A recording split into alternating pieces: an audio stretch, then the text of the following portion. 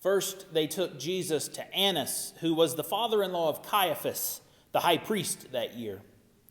Caiaphas was the one who had advised the Jews that it was better to have one person die for the people. Simon Peter and another disciple followed Jesus.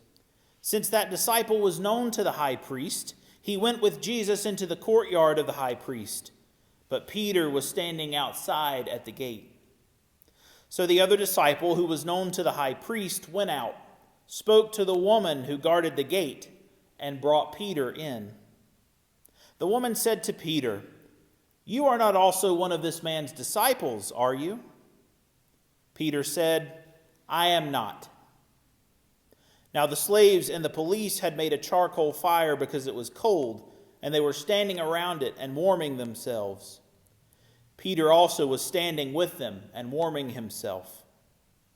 Then the high priest questioned Jesus about his disciples and about his teaching.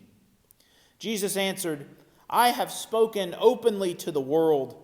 I have always taught in synagogues and in the temple, where all the Jews come together. I have said nothing in secret. Why do you ask me? Ask those who heard what I said to them. They know what I said." When he had said this, one of the police standing nearby struck Jesus on the face, saying, "Is that how you answer the high priest?" Jesus answered, "If I have spoken wrongly, testify to the wrong.